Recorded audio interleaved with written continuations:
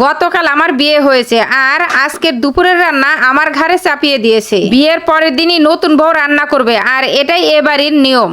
একেতে গায়ে ভারী শাড়ি জড়ানো আর তার উপরে এত লোকের রান্না করতে হবে আমায়। এমন না যে আমি রান্না বান্না জানি না, তবে সেটা শখের বসে রান্না করা। আর শ্বশুর বাড়ির অগ্নি পরীক্ষার রান্না দুটো তো ভিন্ন জিনিস। দেখা যাক কি হয়। হঠাৎ পিছন থেকে এক লোকের কথা শুনে আমি চমকে উঠলাম। কি গো বৌমা, পারবি? খুব তো সবার সামনে বললি যে পারবি, তখন যদি বলতি যে পারবি না তাহলে খুব একটা সমস্যা ছিল না। আমি মাথা নিচু করে রইলাম। গতকালকে আমি এই বাড়িতে এসেছি। আমার শাশুড়িকে দেখে মনে হয়েছে সে খুবই রাগী একজন মানুষ। আজ ওনার মুখে তুই শুনে আমার মন মেজাজি একদম খারাপ হয়ে গেল। নতুন বউকে তুই তুকারি করে কেউ, তা আবার প্রথম কথায়। প্রথমে রাজি ছিল না যে আমাদের বিয়ে হোক, তাই বলে এমন ব্যবহার করবে। উনি আমার উত্তর শোনার জন্য এক দৃষ্টিতে তাকিয়ে রইলেন। আমার কাছে জানতে চাইলেন যে আমার দ্বারা রান্না বান্না সম্ভব কিনা। আমার উত্তর দেওয়ার আগে তিনি বলে উঠলেন, খুব বেশি কিছু রান্না করার দরকার নেই। গরুর মাংস মাখিয়ে বসাই দিতে আর একটা সবজি আর একটা ডাল রান্না করতে। পাকা রাঁধুনিরও কিন্তু পোলাওটা রান্না পারফেক্ট হয় না।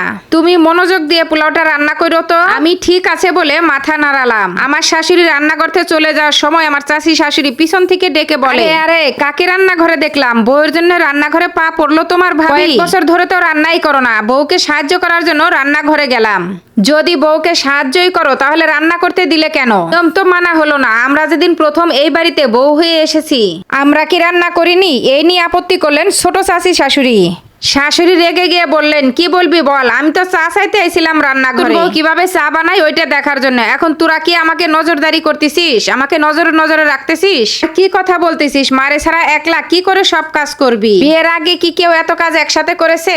এত কাজ কি একা করা সম্ভব নাকি? ঠিক তো কোনো কিছুই ভালো না ছোট, তুই তো রান্নাঘরে যা। আমার শাশুড়ি এ কথা বলে সে তার রুমে চলে গেল। রান্নাঘর থেকে এ কথা শুনে অবাক হয়ে গেলাম।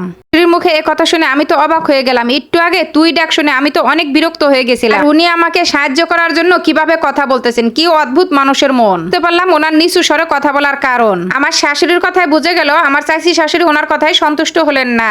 তবে আমার শাশুড়ির উপরে গলা চড়িয়ে কথাও বলতে পারলেন না। বুঝতে পারলাম আমার শাশুড়ি এই বাড়িতে দাপুটি একজন মানুষ। এজন্যই ওনাকে সবাই ভালোবাসে এবং সম্মান করে। আমি বুঝলাম এই শাশুড়ির জন্য হলেও রান্নাটা খুব ভালোভাবেই করতে হবে। আমার শাশুড়ি আবার রান্নাঘরে এসে বলল, জরুরি কথা বলতেই তো ভুলে গেলাম, শাড়ি পাল্টে আসো। তা না হলে নতুন শাড়ি পরে কোনো দুর্ঘটনা ঘটে গেলে সবাই বলবে নতুন বউকে আমি পুড়িয়ে মারার চেষ্টা করেছি। 26 জন মানুষের রান্না বান্না করতে পারবে তো? আমি হেসে বললাম, পারবো মা। আমার দিকে তাকিয়ে মুস্কি হাসলেন উনি। ওনার হাসিটা অদ্ভুত সুন্দর। ওনার ছেলেও ঠিক ওনার মতো করেই হাসে। তারপর আমি আমার রুমে চলে আসলাম। আমার স্বামী তখন খাটে শুয়ে আছিল।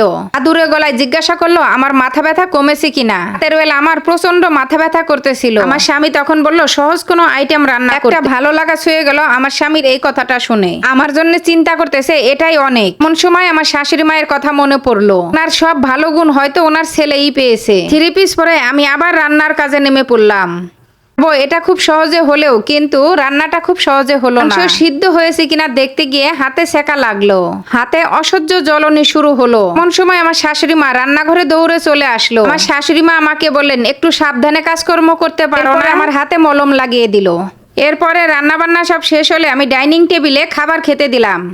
আমি সব আইটেম এনে টেবিলে সাজিয়ে রাখলাম। এটা দেখে আমার শাশুড়ি আম্মা সবাইকে বলতেছে, দেখেছো তোমরা আমার নতুন বৌমা কত কিছু রান্না করেছে। লাউ, গরুর মাংস, মুরগির মাংস, মাছ ভাজার ডাল, আরো কত কিছু। কিছুই অনেক সুন্দর করে করেছে। তখন আমার শ্বশুর অবাক হয়ে বলল, শহরে বড় হয়ে এত রান্না কিভাবে শিখলে? এরপর আমার শ্বশুর আব্বাকে আমি বললাম, আমার ভাই এবং আমাকে আম্মু অনেক আইটেমের নাস্তা বানিয়ে দিত। আমার আম্মু সব সময় বলতো, কাজ শিখে রাখলে সবার জন্যই ভালো, এতে ছেলে আর মেয়ে বলতে কোনো কথা নেই। এরপরে আমি আমার শাশুড়ি মার দিকে তাকিয়ে দেখি তার মুখে তৃপ্তির হাসি।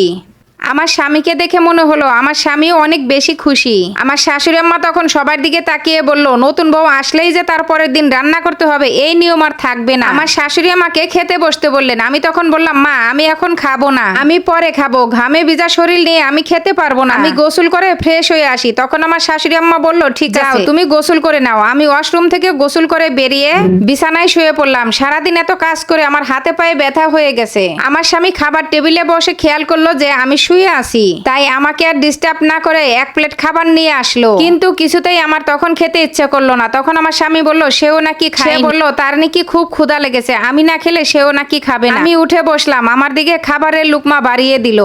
আর আমারই বা কি সাধ্য যে আমি মুখ বন্ধ করে রাখি। আমিও আমার স্বামীর হাতে খাবার খেতে লাগলাম। এরপর আমার স্বামীকে আমি বললাম, নতুন বলে এত আদর দেখাচ্ছ, শেষ পর্যন্ত এই আদরটা থাকবে তো?